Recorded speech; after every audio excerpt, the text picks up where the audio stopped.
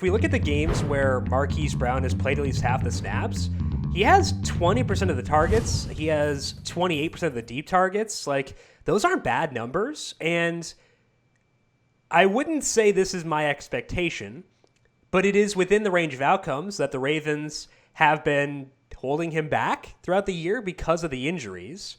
He has now had the bye week to get healthy and get rested. I'm pulling up the injury report now. I know that Mark Andrews was limited in practice, but I don't think I saw Hollywood Brown on the injury report, which might be like the first time ever. He is not on the injury report. I don't know if that's ever happened, honestly. And if we assume his snap rate goes to 80%, which I think would be as high as this year, that could happen. And you're giving me a very talented wide receiver at $5,300 against a team that is not very good against the pass.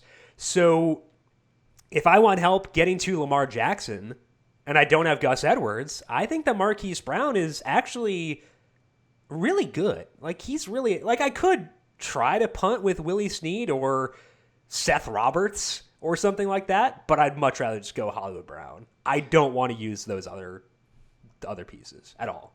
Yeah, if you're 2 games late. Yeah, if you're not playing, if you're not stacking Lamar with Mark Andrews, it's clearly Marquise Brown.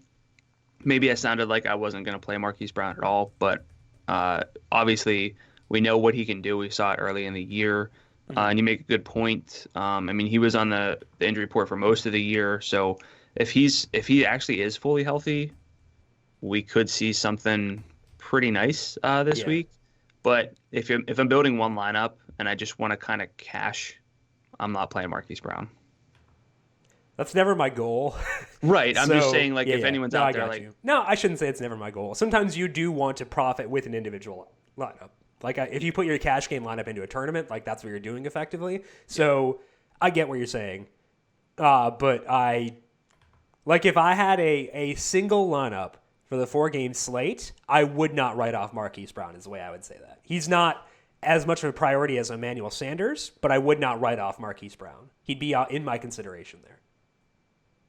I can't fault you. The floor is just... the floor for every receiver is 0, but realistically... His is especially 0. You're right. His is especially 0. It's extra 0. Bold 0.